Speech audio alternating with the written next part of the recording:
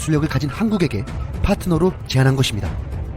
아랍에미레이트에서 원전 4기를 짓는데 주 계약 규모가 244억 달러였으니 40기면 2,440억 달러, 약 289조 원에 달할 것으로 추산되고 있습니다. 전체 원전 시장이 600조 원 정도로 평가되고 있는데 40기는 거의 50%에 가까운 규모입니다.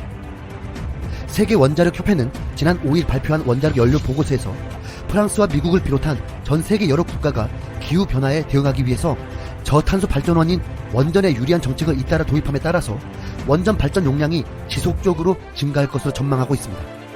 따라서 지금 시점에서 원전 시장에서 유리한 입지를 갖게 된 한국에겐 큰 기회가 찾아온 것입니다. 미국은 지난 4월 30일 원자력 규제위원회에서 한국형 원전을 설계 승인한 바 있습니다. 미국이 아닌 다른 국가가 개발한 원전을 미국 NRC가 인증한 것은 최초의 일이었습니다. 과거 일본과 프랑스는 이 기술 검증을 통과하지 못했습니다. 미국은 그만큼 한국 원전 기술을 신뢰하고 있는 것입니다. 또한 최근 사우디아라비아는 2.8GW급 원전 2기 건설을 추진 중인데 사우디아라비아가 5개 예비사업자 한국, 미국, 프랑스, 중국, 러시아를 대상으로 실시한 기술평가 부문에서 한국이 미국보다도 높게 평가받았다는 것이 미국이 한국과 손을 잡으려는 이유이기도 했다는 분석입니다. 한국의 원자력 기술은 건설 단가, 발전 단가, 정지율 등에서도 세계 최고로 평가받고 있지만 제일 중요한 안전성에서 타의 추종을 불허한다고 인정받고 있습니다. 2중 3중으로 보완된 안전장치는 미국에서 운전 중인 AP-1000에 비해서도 월등히 앞서는 것으로 알려져 있습니다. 리히터 지진 9.0에도 안전하다고 했는데 미국을 비롯한 서방 선진국들이 한국의 원전 기술을 높게 평가받는 가장 큰 이유가 바로 안정성 때문인 것입니다. 당장이라도 원전 건설 프로젝트를 추진할 수 있는 기술을 갖춘 국가는 전 세계에서 5개뿐인 것으로 알려져 있습니다. 미국, 프랑스, 중국, 러시아, 그리고 한국입니다. 이 중에서 미국과 경제 군사적으로 신뢰하며 원전 기술을 갖춘 곳은 한국밖에 없었던 것입니다.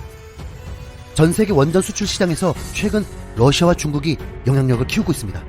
영국 경제 주간지 이코노미스트에 따르면 러시아 국영 원전 기업 로사톰이 현재 전 세계에서 건설 중인 원전만 36개입니다.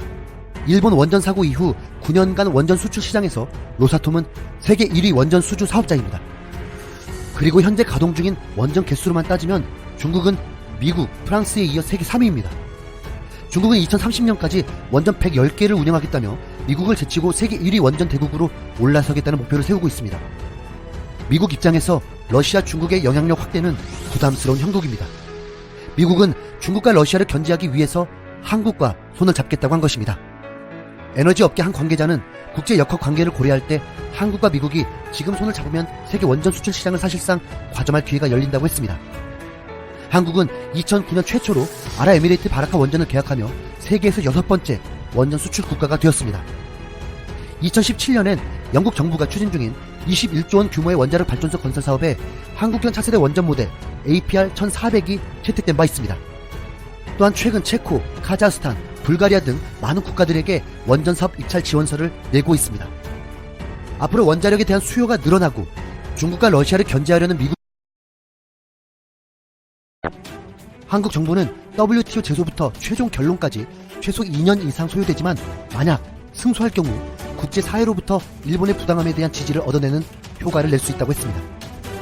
이미 일본은 WTO를 의식하고 규제가 시작된 후 3차례의 허가를 내주었습니다. 하지만 이전에는 허가가 일주일 만에 나오던 것이 2달 반이나 걸렸고 앞으로도 한번 허가받으면 몇 년을 갖지만 건별로 허가받는 것이기 때문에 본질적 문제는 해결되지 않습니다. 일본은 한국의 WTO 제소를 부담스러워하며 우려하는 모습을 보였습니다. 왜냐하면 한국이 일본과 WTO에서 총 4건의 분쟁이 있었는데 4건 다 한국이 이겼기 때문입니다. 4전 4승이었습니다. 2004년 김쿼터 분쟁, 2009년 반도체 상계 관세 분쟁, 2019년 일본산 수산물 분쟁, 2019년 공기압 밸브 관세 분쟁. 한국이 일본에 모두 승소했습니다. 한국은 전문성을 가진 인력들이 팀을 꾸려서 소송을 분석하고 연구하여 일본과의 WTO 맞대결을 철저히 대응했습니다. 최근 승소한 일본산 수산물 수입 소송에서는 한국의 과학자, 국제 변호사, 공무원들로 이루어진 민관 합동팀을 만들어서 3주간 제네바에서 합숙했고 매일 모의 재판을 했다고 했습니다. 여기에는 이 때문에 결혼을 미룬 공무원도 있었고 심지어 임신 7개월 차의 사무관까지도 불철주야로 뛰었습니다. 한국의 합동팀은 영어 발음 하나라도 틀리면 재판에 불리하게 작용할 수 있기 때문에 억양과 발언 시간까지 치밀하게 계산하며 준비했습니다. 그 결과 한 번도 1심이 뒤집힌 적이 없다는 WTO 항소심에서 한국은 승리했습니다. 한국의 치밀한 계획과 전략의 승리였던 것입니다. 이미 한국과의 분쟁에서 연이어 패배한 일본은 최근 WTO 분쟁 예산을 당초 14억 2천만 원에서 28억 7천만 원으로 증액했습니다. 일본 정부는 한국의 수출 규제를 단행하면서 여러 가지 이유를 댔습니다. 한국의 전략 물자가 잘 관리가 안 돼서라고 하기도 했고, 강제징용 판결 때문이라고도 하기도 했습니다. 그리고 아시아 국가 중에 한국에게만 주는 특혜를 없앤 것이기 때문에 문제가 없다고 주장하기도 했습니다. 여기에 우리 정부는 일본이 주장하는 약점을 공략할 계획입니다. 그것은 차별 금지 의무였습니다. 일본의 조치가 WTO에서는 차별을 금지하는 차별 금지 의무, 즉 최애국 대우 의무에 위반되고 있습니다. 유명인 산업통상자원부 통상교섭본부장은 일본이 수출 규제한 세계 품목에 대해서는 다른 나라에도 허용되고 있는 허가라는 걸 우리에게는 허가하지 않고 개별 허가를 하도록 하는 등 굉장히 차별적인 제도를 운영했다고 주장했습니다. 한국이 정치적 동기를 주장하는 이유는 일본이 그 이유를 신뢰 훼손이라고 말하며 계속 바뀌고 있기 때문이기도 합니다.